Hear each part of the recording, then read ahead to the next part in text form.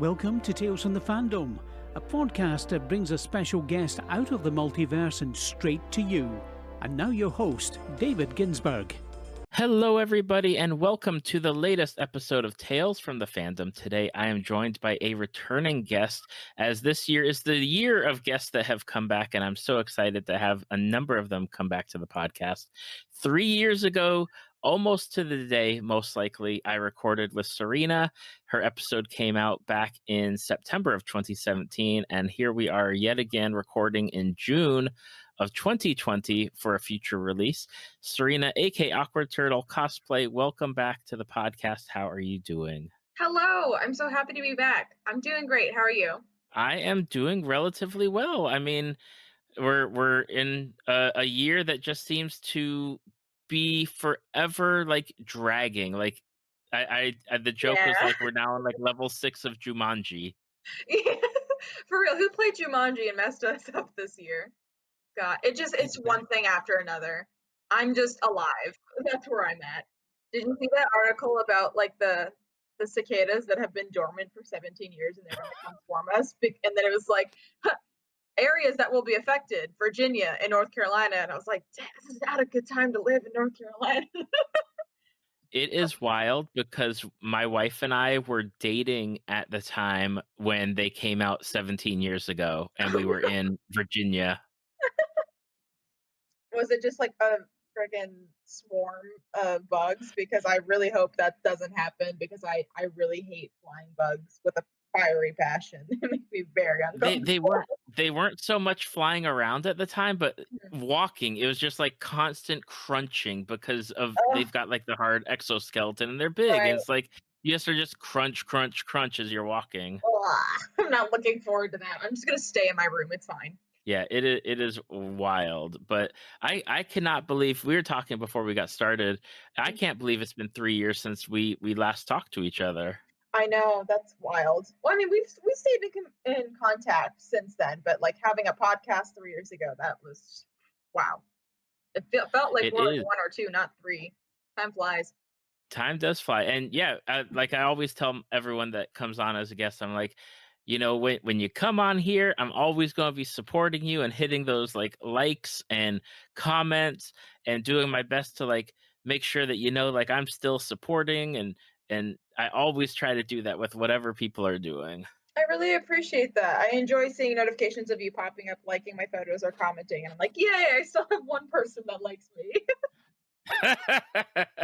That's an accomplishment in itself. Now, 3 years ago, we talked about a variety of fandoms. In fact, if people want to go back and listen, it'll be in the links in the show notes and on the website. It's episode 76. We talked about things like My Little Pony and the Pokemon video games and Ruby and cosplay.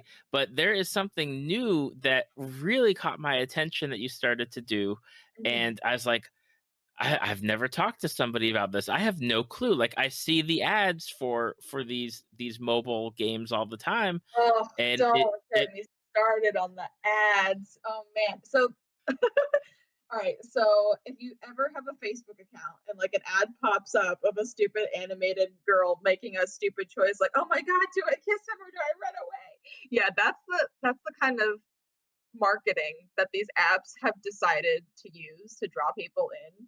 But it only makes the entire community of people that are part of it cringe. We hate it. It is not an accurate representation of what's on the app. So I primarily write for Episode Interactive, and they are the worst offender of the stupid ads. If you just look at like their little poster picture advertisements in the App Store, it's ridiculous. Like the stupid choices that they make. They promote themselves as an interactive choose your own story mobile app. Unfortunately, everything that the episode team puts out themselves is terrible. It's usually extremely offensive to people because they just are stupid and they break their own guidelines, and it costs you a fortune just to like get a good story. They make you like purchase gems and whatnot for gem choices. And it's essentially, you have to spend like $20 to read one story with the good route, or you just are stuck with all the bad choices that gives you no story whatsoever. But it is free to write on the website yourself, and you can publish your own stories through them, which is what I do. And the community stories, now that's where it's at. People are crazy with the kind of things that they can create on this app. Never read anything that episode wrote themselves. But if you look in the community stories, that's where it's at, especially the contest entries. Episode hosts creators contests like every 2 or 3 months, and people will go all out for trying to like match that theme and create an amazing story for it. I have a couple friends who have been actually I'm in a group of friends from episode, and all of us have been featured on episode's website at least once, if not twice. We just celebrated one of our friends getting featured for the Pride Shelf this month, and it's her second story being featured, and we're having a blast with it. The community stories, that is just, it's amazing. I don't know if you've ever looked into reading on the app and whatnot, but I would suggest it. Just check out the community stories. Those are free to read, thankfully. We don't do gem choices. We don't do anything like that. Now, we do choices with consequences, especially if you read mine. Oh boy, I will fuck you up.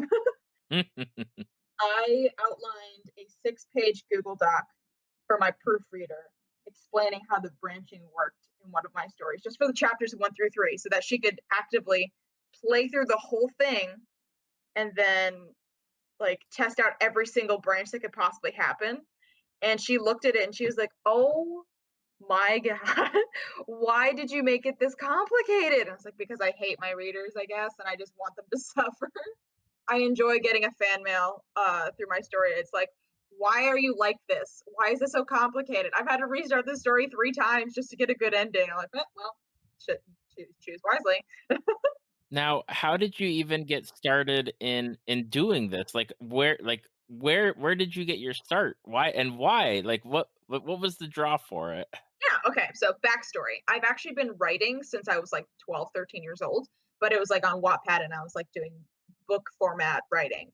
So I've always loved writing and writing stories. I actually wanted to be a writer and I still do, but I know realistically that it's not, I probably won't be able to do it as a career. It's more of a hobby just because I have an extreme motivation issue and I cannot just like sit down and force myself to write. I have to be in the mood to do it. Otherwise, it's just crap that comes out. I had been reading on Episode Interactive ever since the app launched like 5, 6 years ago. And it was still terrible then. It was so bad. The art style was terrible, and all you had were like episode specific stories. Like there wasn't like a whole lot of community stories at that point. It was just whatever crap they put out. And I didn't like it that much then, but I was like, I do like choose your own adventure stories and whatnot. And thinking back on it now, I remember being extremely angry when I was reading one of Episode's stories and there was a coding issue, like they did something wrong and the branching didn't work. And I was like, how hard can this be? And now that I know the code, I'm like, it's not hard at all. It's a one line. What did you do wrong? It's insane. But Episode has been actively improving themselves. Like they have developed 2 more art styles since they launched the app. And I have been reading on the app ever since it launched, on and off. And I always wanted to like try and write on it myself because for me, all of my books, they constantly just play in my head like a movie. So being able to actually animate it and direct it like a movie and put in the visuals, that was just like a dream come true. I was like, finally, I have a platform where I can create my stories in the format I would really enjoy. So I tried writing on it on and off for a couple years, and I gave up and rage quit every time because it's legit computer code. It is a branch of JavaScript, and they made it their own thing, and it's called Donna code. And I had no idea how to computer code. And at the time, they didn't have what we call the previewer, which is a little box next to your script where you can actually see how it looks when you're coding it to make sure that it worked right. We didn't have that. So you had to test it out on your phone and hope for the best. And they only had like a couple Google Docs explaining basic animations and basic code, and that was it. There wasn't a whole lot of help to show you how to do it. So I got really frustrated and quit a couple times. But then last year in January, I decided, you know what, screw it. I'm going to try it again.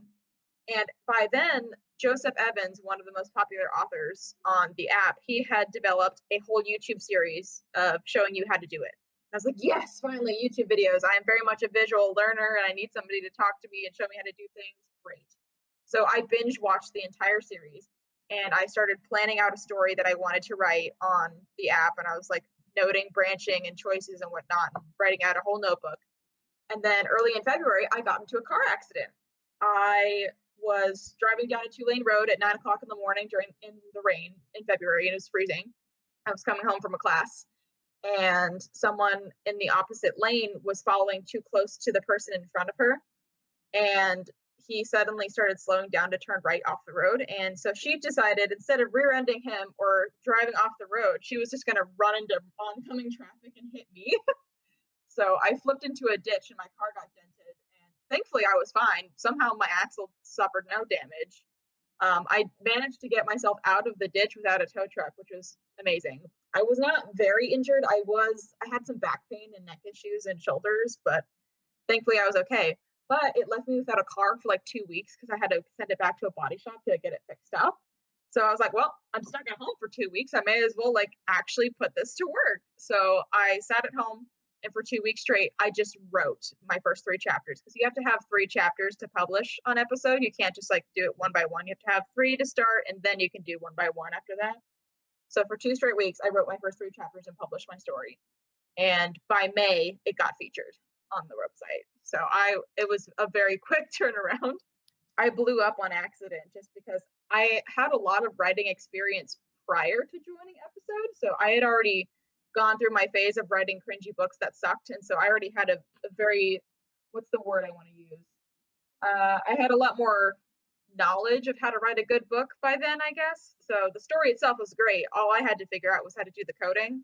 And so I blew up very quickly, because a lot of people on episode, when they write their first story, it tends to be really bad because they're figuring out how to write as well as code. But I already had the writing part down. So I was like, here we go. I got this. And so I published my first story, Phantom's Crossing, and got featured in May. And then in September, I published my second story, Revenant. And it has not been featured yet, but it has been nominated for several shelves. But it did blow up and like go viral all on its own, because I made it ridiculously insane. People love when it's extremely interactive. The coding is great, like it's flawless. It looks beautiful visually, and when your choices really matter and there's like mini games and whatnot, that's a very popular type of story, and that's what I like to do. So when I published Revenant, it blew up and got like 14,000 reads within like a week. It was ridiculous.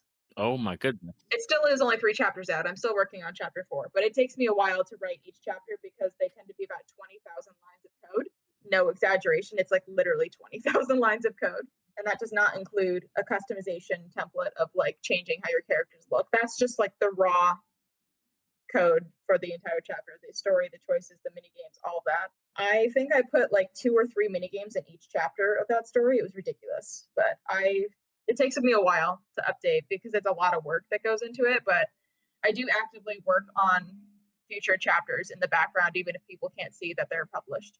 That is something just incredible. Now, do you write the story out beforehand and like have all the branching choices like written, and then you have to just like kind of plug in the code and then plug in your story, or is it where you're having to do something more intensive with it? So I kind of do a little bit of both.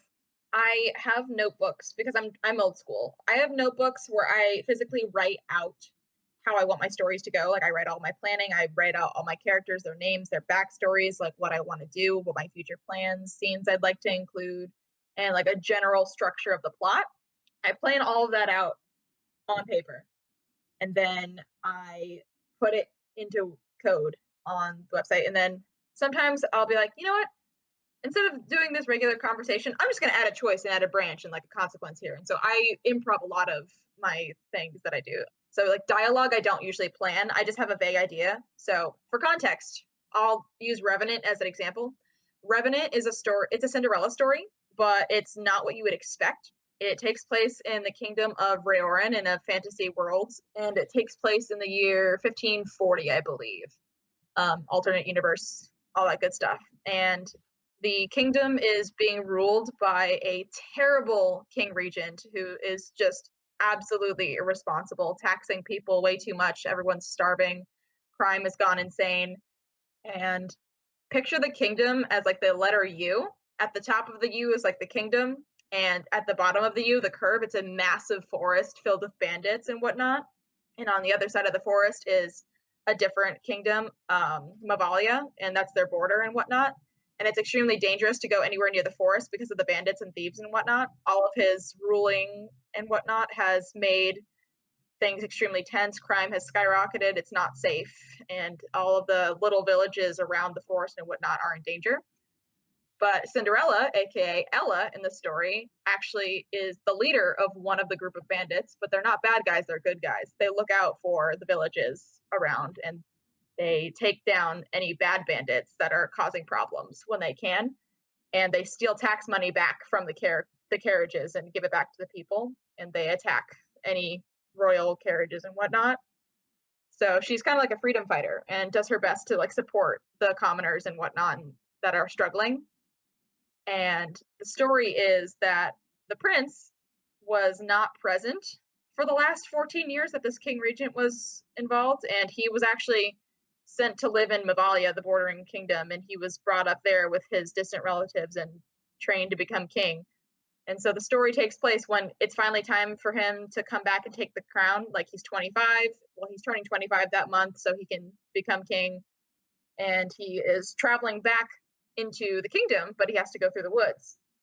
And he gets ambushed by bad bandits that are trying to kill him. And somehow they know who he is, even though he was in casual clothing and a casual carriage, and nobody knew when he was supposed to return. Suspicious. But then Ella swoops in and saves the day, kicks the bandits away, and saves his life. And that's the story. And I included so much ridiculous branching and mini games. I literally coded a mini game for Ella to beat up the bandits. So you can actually fight them in the game. And you have a health bar above your head. And if you get hit more than 4 times, you're dead and you have to restart. And there's consequences. So if you manage to beat that game the first time and you have no issues with it, you get a reward. But it actually tracks how many times you lose, and it will give you a different comment at the end of it. It's like, ooh, yeah, you lost like 4 times, man. You gotta practice your fighting skills, something like that. It will track it. And then when she is living at her house, where her stepmother is actually her aunt, I decided to make my own spin on this that's different.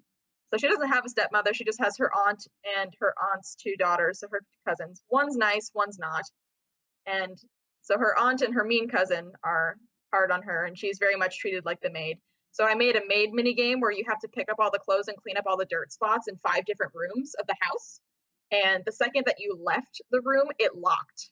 So if you miss something there, you're screwed. And it tracked every single dirt spot and pile of clothes the entire time.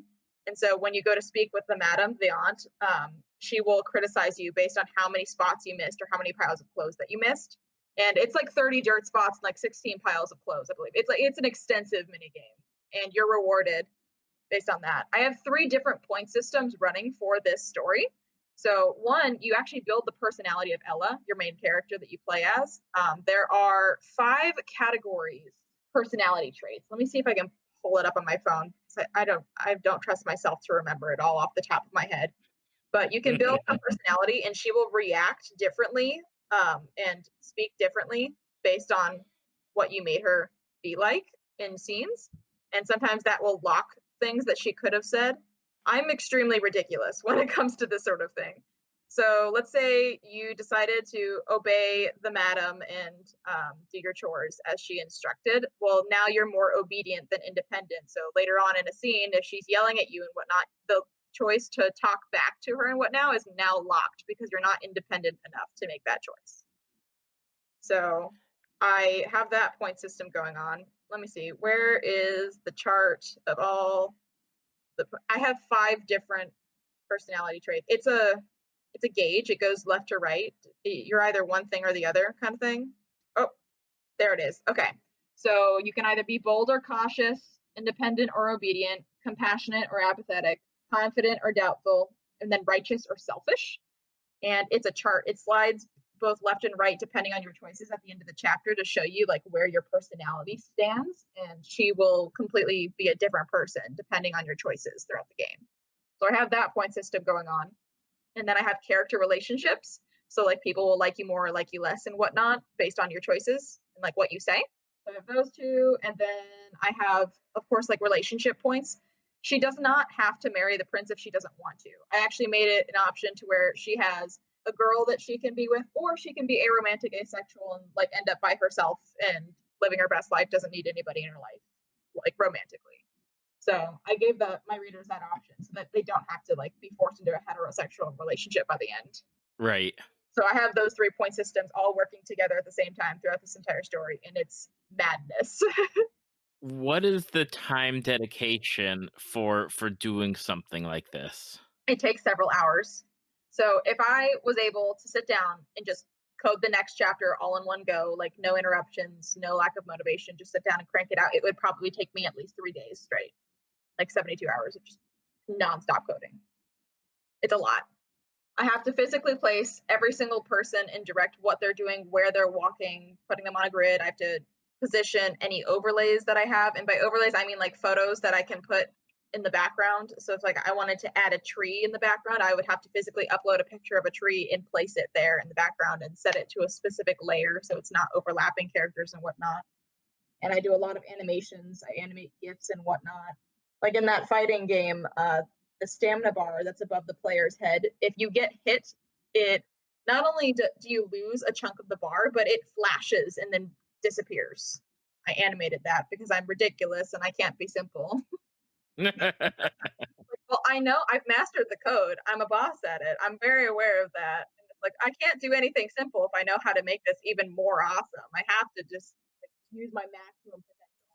And it's a very exhausting story to write because of that. Phantom's Crossing is more laid back, it's more story focused rather than ridiculous directing focused. But I do really enjoy Revenant and all that it's done. And it definitely earned like the 14,000 reads that it got when I first published it. What's the typical feedback from people that are reading your stories as they're going through them? Like what do and I guess do you get feedback on stuff? So I have fan mail boxes for every story, and so people can like leave me a note or send me a fan mail. The most common thing I get is update or when are you going to post the next chapter? And I respond to everyone. I'm like, I don't have a set update schedule. It's just whenever I can find the time to code 20,000 lines and publish it. I'm sorry for the inconvenience. Yeah, people are very impatient, but you know, I can't blame them because I haven't even updated Revenant since I published it in September. Like it's been a while. It just takes me a long time to write it. It'll probably take me years to finish both of these stories, but I fully intend to see them to the end. It's just a matter of functioning with my adult responsibilities at the same time. Because not only do I write on episode, but I'm a cosplayer, I work at conventions, I go to school full time, and I also have a job. So I have to juggle a lot of things, and I can't devote all of my time to episode as much as I would love to. So I do the best I can. I do get a lot of positive feedback as well. A lot of people are amazed by the quality of my stories. They're like, how do you do this? I'm like, it's a long story. It took me a while to figure this out. The most common thing, I blew up on episode really fast. Like I said, like within 6 months, I was already featured, already famous, already well known.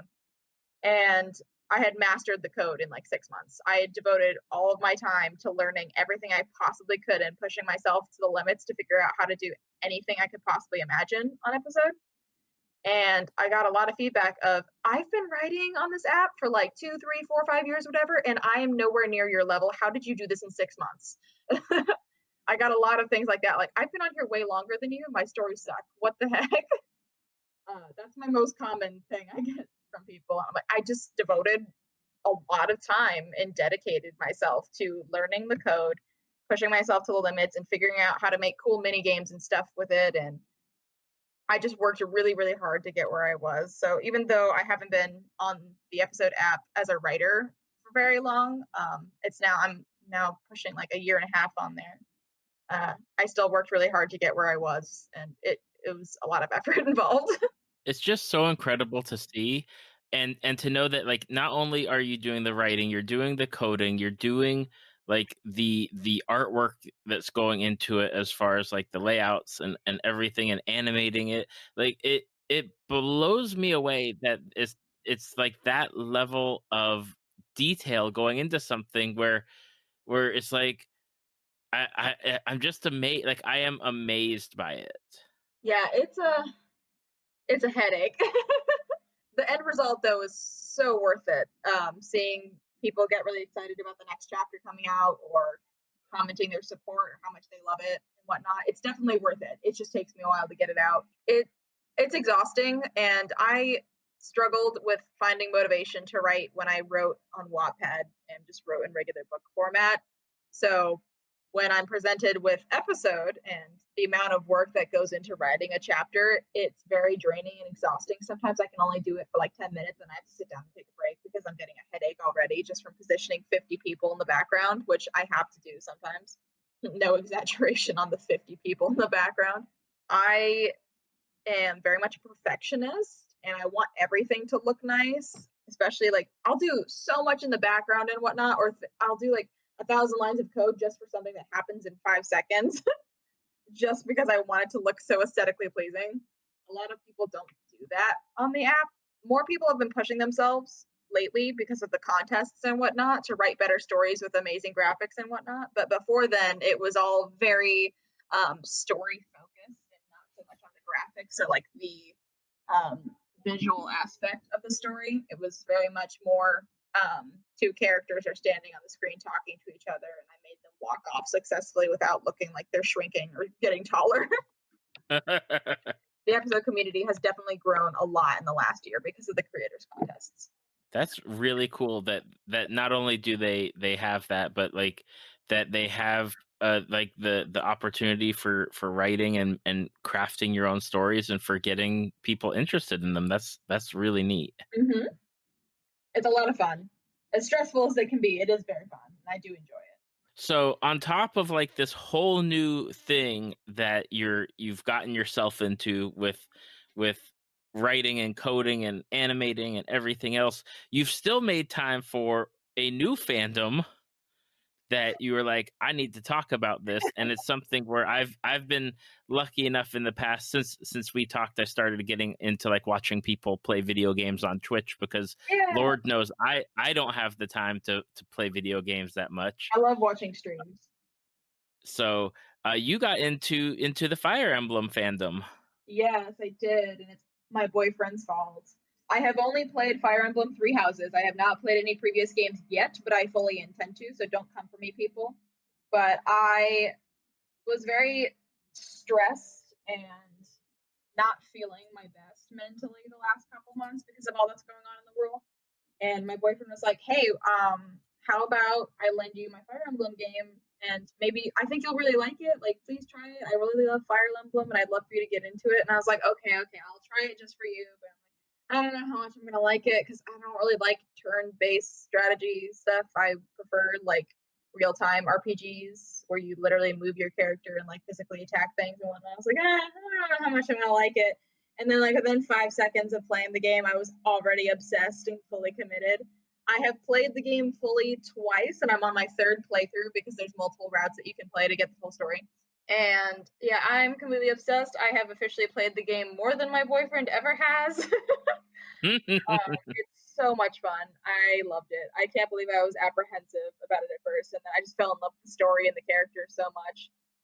Claude Von Regan is my absolute favorite character. I love him so much. He is very relatable, and I feel for him so bad. Yeah, so I started making a version of the main character Byleth's costume yesterday. I went out and bought supplies for it.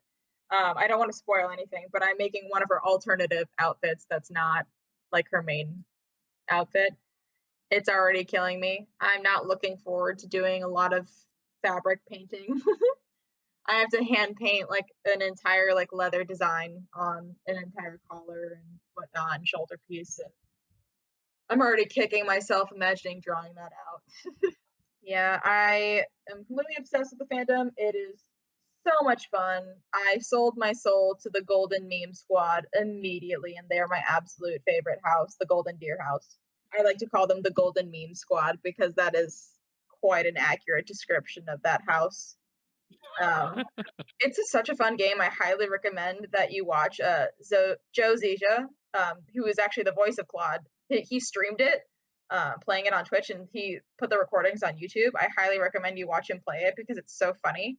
especially whenever he interacts with his own character. He's like, "Thanks, me." Makes me laugh so much. Yeah, it's a great game. I love the character so much. I very much wish I could be in that universe right now instead of this one. What hooked you about the game within those first few minutes or your first playthrough?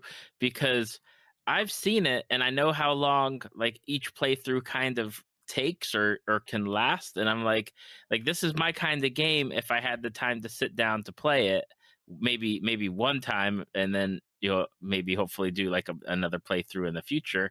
But what was that first hook for you? The characters. I literally met Claude within 30 seconds of playing the game, and I was like, I love you so much. I love you as a person. Please keep talking. I adore you. And I just loved all of the characters so much. They really put a lot of effort into letting you interact with people in this game, and you learned a lot about them. There's special scenes that you can earn by building support between characters to learn more about their lives and them as people and their backstories and whatnot. And there's so much character development as well, and I just really loved it and appreciated it as a writer. Story wise, the way to get me hooked on a game is the story, 100%. I always enjoy the story way more than the mechanics of it. And the story was just so beautifully written, and it's really good, and I enjoyed it so much. And I was always sitting on the edge of my seat wanting to know what happens next. So I just had to keep playing it, and I blew through my first playthrough in like a week. I just nonstop played Fire Emblem for 7 days. Wow, that's hardcore right there. Because I've seen people like stream it over like a month period, Yeah. and wrap up, and it's like I can't 7 days. I got the game, I want to say, like late April or early May. I bought my own version of it after Kevin lent it to me because I was like, here, you can have your game back. I have my own now. I just didn't want to keep it from him that long. Let's see. When did I get into this fandom? Let me see if I have like a timestamp or something. Yeah, okay. So basically, I received the game May 1st, and I have already played through it successfully twice, and I'm on my third playthrough, and it is now June 2nd. That's where I'm at. It's just a great community as well. Like the memes that people make for this game, so funny. The whole game is extremely meme worthy. I love it so much. I just love the story and getting to know all the characters, and they have so much to them. They're not just flat characters that are just there. I appreciated that. With this game, I know you're talking about like previously you like those action RPGs or the RPGs where you're just like actively involved. How was it adapting to the turn-based? I thought that I wasn't going to like it, but then I realized like, oh, this is actually really fun. I do enjoy it. I appreciated the animations. So anytime you like select a character to attack somebody else, there's a whole scene of them actually doing the fight. So I appreciated that. I was like, it's not that different from Pokemon. It's just multiple people attacking at once. And it's fully voice acted the entire game. Every single line that somebody says, it's voice acted. Loved that. I rarely see that in a game. They put so much effort into the visuals and the audio in this game. And so even when you're fighting people, the characters are still talking and they say things, and there's things to learn. And there's specific battles where like the head bad guy of the battle, if you select a certain person to attack him, you get an extra scene of dialogue that reveals things about the plot in the game to you. So you have to be careful about who you select to like attack people so that you can get those little bonus scenes. You learn so much about the characters just by doing that. So even during the battle, it's still a story, and I'm still learning things about the plot. That's really cool. I like that. It's so good. You got to play it. You got to play it. I highly recommend though that you save the golden deer for your last playthrough because it's the best playthrough in my opinion. And now I don't want to play the other two because I'm gonna miss my golden deer students. I made a horrible mistake of picking the best route first with the best boy, and I'm so sad. And I don't want to play blue lions and black eagles because I don't want to like lose them and not have them as my students anymore. I'm so sad. If I was getting the game, who would you say like to do a first run? Like, So I would suggest that you pick either black eagles or blue lions first. So there's technically 4 routes. Are you aware of like the premise of the game, like what it is about? yes, I am. Okay, cool. So black eagles technically has 2 routes. I will not give spoilers, but you basically decide to side with one person or another, and it branches off into 2 separate routes. So Black Eagles is 2 playthroughs alone. You have to have like 2 save files for that. That way you don't have to do like the whole first half of it again just to play the other side. So make sure you have 2 save files for that. It lets you know when it's an important impactful choice that branches. You won't like make a choice and then you accidentally branched in one direction. You'll know what your choice is, but make sure you have 2 save files for that. But I highly encourage you to play all 4 playthroughs eventually. Just save Golden Deer for last because you're not going to want to leave them afterwards. So I would suggest choosing Black Eagles first, just because there's a lot to learn about the game and the story. I would do Black Eagles first and do both of those sides of it, and then Blue Lions, and then Golden Deer. There's so much to the story to learn, so much, and depending on what route you choose, things change drastically. It's very much a choose your own adventure story. It does have a specific track that it follows, but your choices certainly do matter, and the ending result of the story changes depending on what you do. What's really fun too is at the end of the game, after you finished up, you get a little series of like little epilogue summaries of what happened to the characters after it was all over. And when you pair characters together and they like fight together, you can build support between them. So depending on who you built support with each other a lot, sometimes they get married at the end of the game, or sometimes they just end up being friends that live together and whatnot. And it's really funny depending on whatever you choose. And you get a little like happily ever after paragraph about those people. And what's really funny though is when you have your own class and whatnot, you basically max out support between all of them. So it's really a randomizer of who ended up marrying who at the end. And I cringed so bad because I got none of my OTP ships and whatnot for the end of my last playthrough. I was like, no! Like Lauren's married Lysithia, and I was like, no, Lysithia needs to be with Cyril. Ah! And then Hilda didn't marry Lauren like I wanted to. She ended up being with Marianne, but I'm not even that mad about it. But I wanted Ignaz to be with Marianne, but instead he married Raphael's sister, and I was like, ah! So it's a freaking roll of the dice to see who gets what at the end of the story. And it's really funny. Some of them are really funny little endings and whatnot. Like this person followed this one to the very, very end and annoyed them all the way as usual. like that. It's really funny. This game keeps it so real. It really does. And it covers a lot of real issues that we deal with here. It actually deals with a lot of racism issues, which is extremely prevalent now. It definitely it's fighting for a better world to get rid of bad things like that, and I appreciate that they acknowledge like this is terrible, we need to fix that, and like this is not okay. I appreciate that they're fighting for a better world, especially Claude. I will not give spoilers, but Claude is best boy in my opinion. But it's really funny. At the very beginning of the game, you get to talk to the 3 house leaders, Claude, Dimitri, and Edelgard. And they'll give you like a little introduction, like, hi, this is me, this is what I'm like, kind of thing. Like, do you want to know about any of the other students from my house? That way you can like better decide whose house you want to choose. Edelgard is like, yeah, this person, this is kind of their flaw, but they're really, really good. And then Dimitri is kind of like, they're actually great people and I appreciate them. And then Claude is like, all right, here's the tea. Hilda's fucking lazy. Lawrence is a jerk. Lysithia is a child. It's so funny. So funny, the contrast. Golden Deer is very chill and laid back, and I keep it real, and I really enjoy that. The region is called Fodlan. That's where this game takes place, and it's split into 3 parts, hence the 3 houses.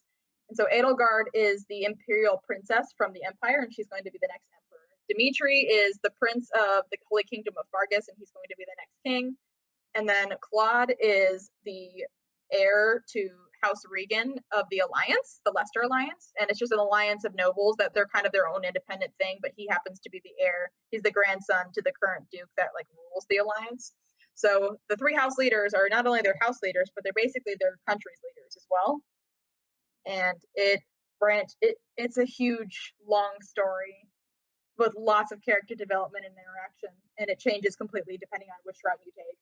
And there's a lot to learn about the story and yourself.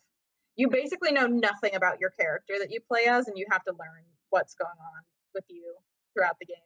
It's very good. Ooh, I'm excited. I might have to get this at some point. You have to. It's literally one of the best games I've ever played. Actually, I would say that this is my current favorite. Like, I can't top it with anything. I really love the character interactions. You can recruit the other students as well, which I highly suggest that you do, and the faculty as well. So you can literally have a house of like 30 people. But when you do that, though, you can build support between everybody, and then you get all those extra bonus scenes that you can watch. And what I really appreciate about this game is they fully animated certain scenes in this game, like it looks like an anime. It's not just like characters in a computer program. No, it's like fully animated, drawn cutscenes, and it looks beautiful. And I appreciate that they did that. It looks so great.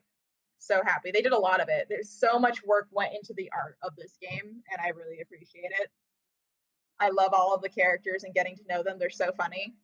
What's also great is the voice actors are very active in the community, and they like to participate sometimes, and they have a lot of YouTube content as well, like interviews or playing games with each other or switching their characters' voices and stuff. So funny. Or they like review the memes from the community, such as the character Sedith. He's basically the advisor to the archbishop, like the head girl of the church, Rhea. And he is very stern and serious and doesn't really like you at first, but he gives you like quests to do, like here, collect intel on this, here, visit this person and talk to them about that, whatever. And I don't know how it started, but some people took screen captures of his little quest thing, erased the text, and then started replacing it with other things to make it look like it was a legit quest from Sedith, but it's ridiculous. His little sister is Flame, for context. And like one of my favorite ones was the McDonald's Play Place one. Where is that meme on my phone? I love it. I highly recommend that you look for the Sedith Says memes, like on Twitter especially. The voice actor for Sedith, Mark Whitten, he started reading some of these, some of the memes in Sedith's voice and posted them on Twitter. So funny. I lost it. It was just so great. Can't find it, but like vaguely it was like, Professor, Flane has gotten us trapped in the McDonald's Play Place. We're in the bubble facing the dining room. Can you see us? We're waving at you. Please get us out. We haven't gotten our order yet. It's so ridiculous. And Mark Whitten, the voice actor, read that out loud in Sedith's voice and posted it on Twitter for people. And it was so funny. So funny. Oh my gosh. There's so many Sedith Says memes. And like, there's a couple around where it's like, Professor, students have been exchanging like papers of my requests and whatnot and impersonating me and making up requests that I never made. Please investigate this. This is embarrassing. And it's so funny. The memes of this community are freaking gold. That is for sure. Oh my goodness. I'm gonna have to look them up after we get done so that way I can be in the know about these memes. Just be careful though, because some might have spoilers, so you gotta be careful. You gotta play the game first and get into it. Okay, I will have to see about some dedication of time to playing the game. Do you have a Switch yet? I do have a Switch. It is primarily for Animal Crossing at this point. Get Fire Emblem after this podcast. I'm telling you, you need to play it like right now. You will not disappoint.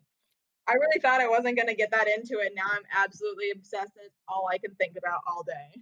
And not only did you get into the fandom, but now you're gonna transition, like you said, into making a cosplay from the game. Yes, at least one. I will probably make more. Kevin doesn't know it yet, but I'm gonna try and make him be Claude for me at a con. I'll just make a costume for him in his size. Be like, hey, we're going to this convention. Here you go. Wear this. And he's like, what? When did you make this? That's probably how it's gonna go. He doesn't need to know.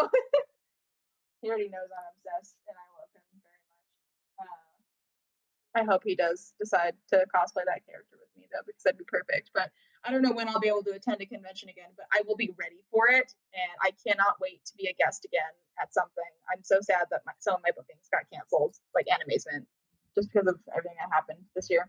But I really hope that Girl Scout Comic-Con is still on, because I loved that convention last year. It was adorable, and it was such a fun time. And I really hope I can return as a guest again and give lectures on how to make costumes and whatnot.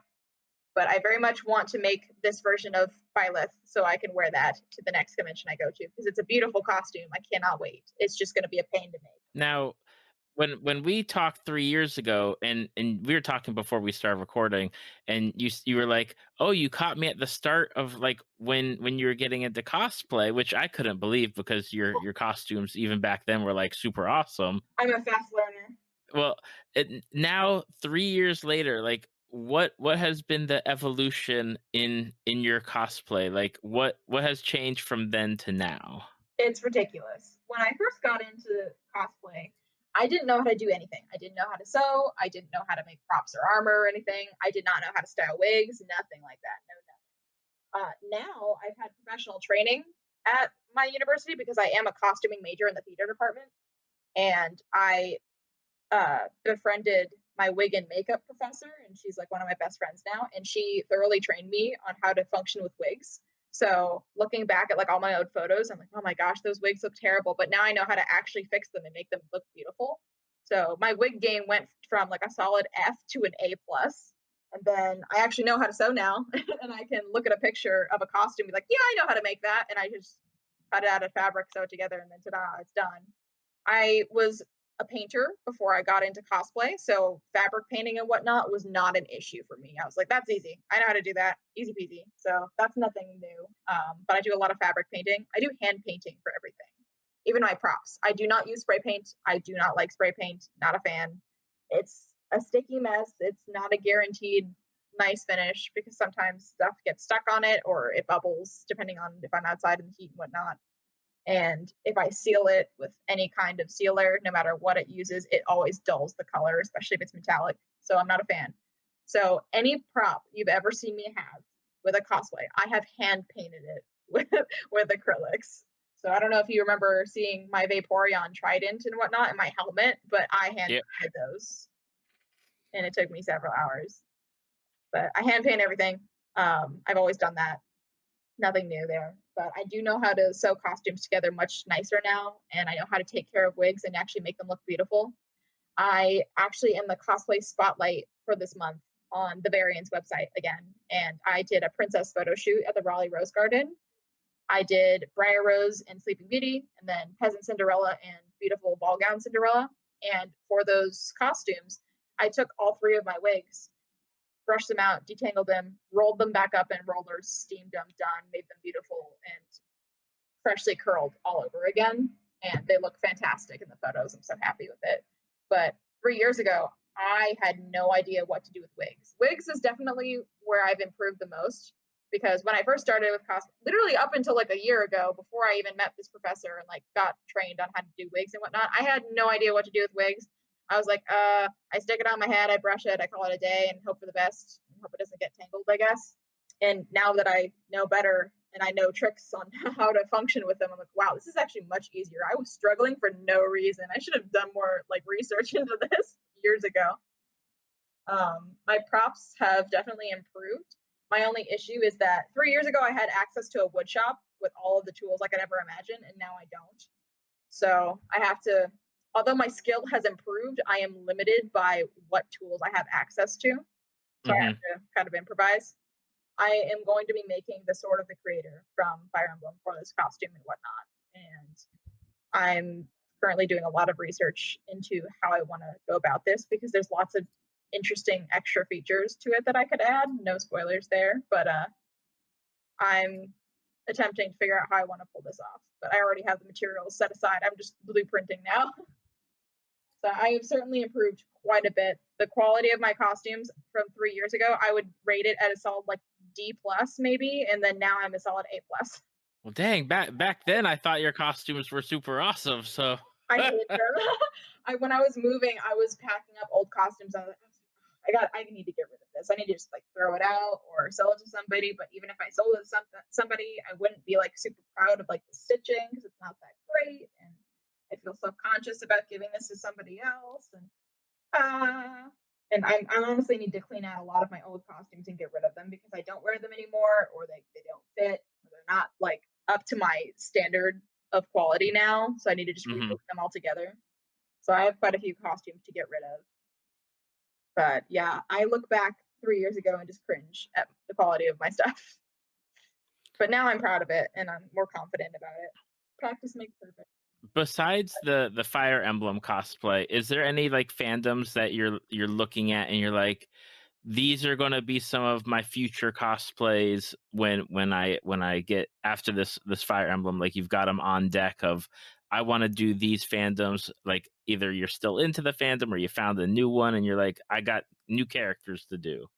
Fire Emblem is definitely my latest obsession, and that is top on my priority list. But I did purchase supplies to make Ariel, like full on fishtail Ariel, and I have quite a bit of painting to do for the tail, but I would like to make that. I did make Ariel's like a blue dress that she wears when she goes out into the village. I actually just rented that to a friend who wore it to a party a couple days ago, and she had a blast with it.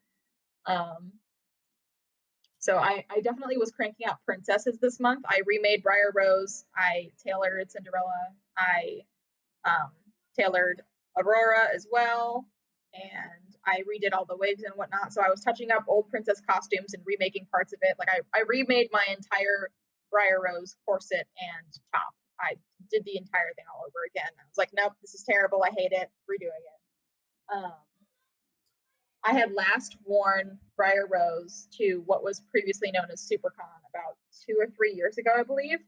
And I did not know anything about corsets, really. So I had used sew through boning on it. And so, translation, it was a very flimsy satin corset with plastic boning in it that was like flat and kind of looked like a grid. And when I laced it up as tight as I wanted to, the plastic stayed in that position after I took it off. So it was basically bent and bent out of shape afterwards because I wore it like a corset. I wore it tight and like made myself have a slim waist. I have a 28-inch waist naturally, so I can go pretty small and look more princessy, I guess you could say. So after I took it off, it was bent in that shape permanently, and I was like, wow, this is terrible. And it just wasn't up to my standard now. So when I looked at it, I was like, oh, yeah, I'm remaking a corset. So I ordered a really cheap one off of Amazon, butchered it, redid it, put steel boning in it, and had a blast. Highly recommend steel boning for corsets. I don't use anything else anymore. I had to order a pair of bolt cutters just to cut the spiral steel boning. It's tough stuff. Oh my goodness. I was looking through my garage trying to find something that was strong enough to cut it. Like none of my cutters were working, and my dad was trying to help. We even took a jigsaw to it, and it didn't do anything. And my dad was like, "Why don't you just like bend it back and forth? Won't it snap?" And I was like, "No, Dad, this is spiral steel boning. It's literally designed to never break when it bends." Like that would not work. So I had to order some bolt cutters, and that worked fine. My hands were cramping afterwards after cutting several pieces of it, but it worked. That is just it always amazes me, like the lengths that people go through for the cosplays, whether it's doing like getting the cutters that you got to cut things, or just it's always just so incredible to hear people talk about what effort they go through for these cosplays. It's incredible. It's so much work. Body casting is definitely the worst. I need to do a couple body casts for some armor pieces for this upcoming costume. Not looking forward to it. I need to secure some plastic wrap and duct tape and get a friend to come over and help me. There's only so much you can do on yourself. Yeah, it's gonna be interesting. I need to make a knee cast, and I believe I need to make like an elbow. I think I haven't looked very much at it. Yeah, okay. So I need to do a band brace. I need to do an arm piece. I need to do a knee piece. Yeah, so I got at least 3 pieces of armor to make for this. Yeah, fun stuff. Armor's easy though. I can whip that out in like 3 seconds. It's very simple stuff. I'll just make some foam stuff, Dremel it, sand it, paint it, prime it, all that good stuff. Not necessarily in that order.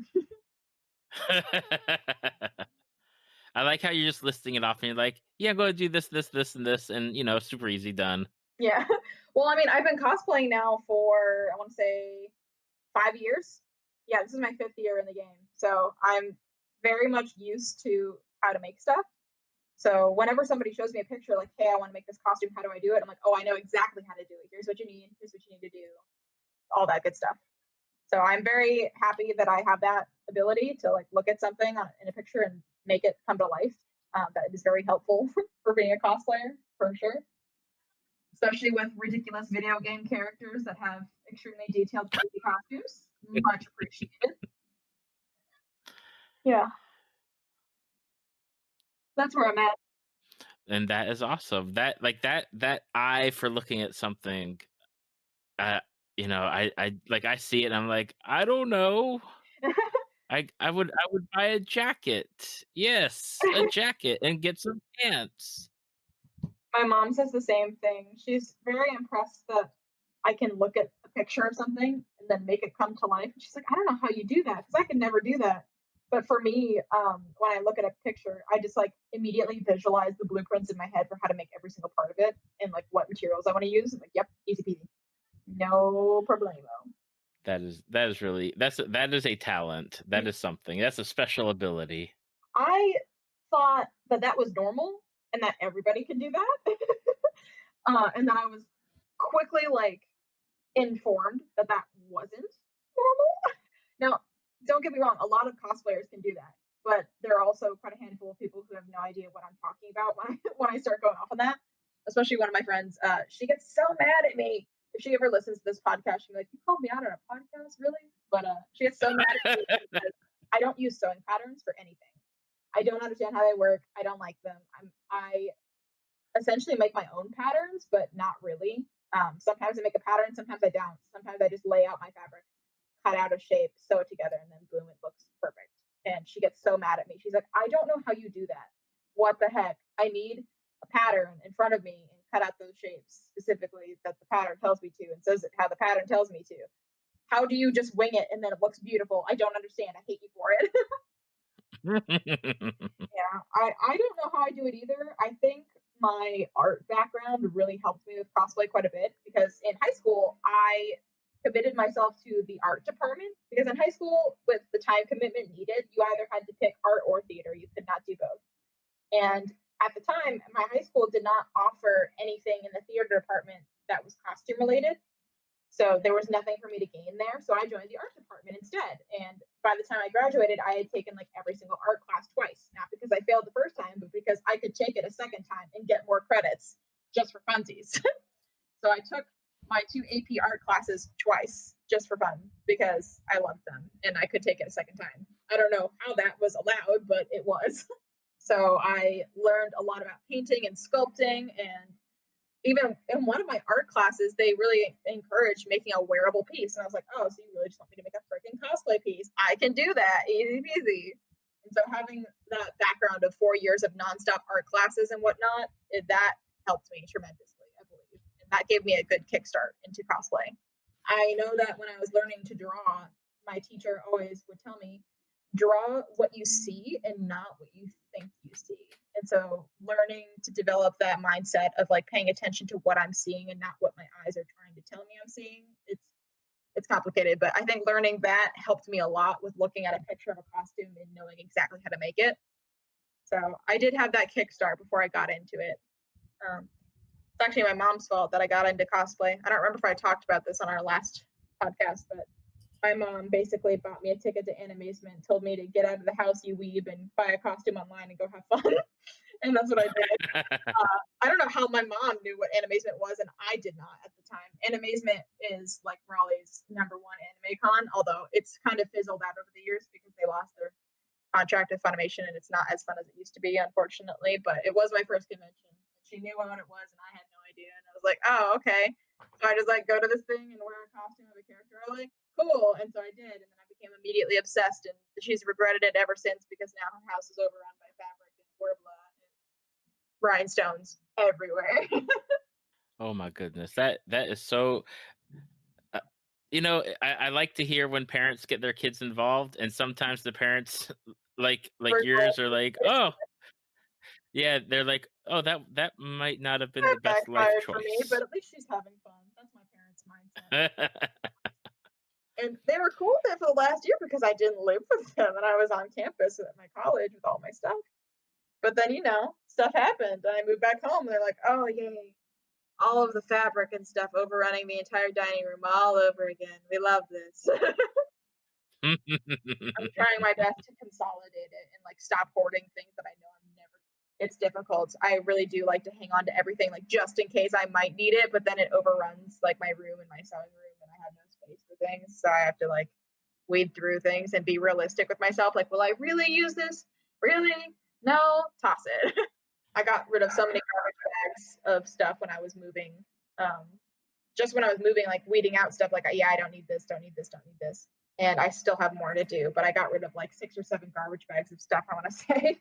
Now, for people who have listened to the episode and they want to find you on social media, whether to check out your cosplay or to check out your story crafting that you do, what are the best places for them to find you and track you down? So I do have a Facebook page, but I rarely use it. I am the most active on Instagram. So for cosplay, my handle is Awkward Turtle Cosplay. And then for my episode story account and whatnot, I am episode.serena on Instagram. Easy peasy to find. I do have a Wattpad account as well. Let me see. I think what is my Wattpad username? I don't even know. Hold on. Okay, my Wattpad username is Serena-Rights. So I have that as well. But Instagram is the best way to contact me. That is linked directly to my phone, and it's very good about notifying me when people message me. Facebook, not so much. Facebook, I'll get a message on my Facebook page, and then like a week later, it's like, hey, you have a message that you need to answer. I'm like, what? When did this happen? So yeah, Facebook is not up in the game of notifications working very well. But Instagram is the best way to contact me. Although I don't post very much, I am still involved on my Instagram, and I am active, even if it doesn't look like it. Awesome. Well, I will have all the links in the show notes and on the website and Facebook page for people to click on so they can go to your Instagram pages and check you out, whether it's for cosplay or for episodes. And Serena, I just want to say thank you for taking the time to come back and talk to me about what's been going on the past 3 years. Yeah, it's been fun. Thank you for having me back. Thank you for listening to Tales from the Fandom. Subscribe to us on iTunes or your podcast app of choice. Follow us on Facebook at www.facebook.com/talesfromthefandom to see photos, links, leave feedback, and check out upcoming guests. If you'd like to be a guest, email David at talesfromthefandom@gmail.com.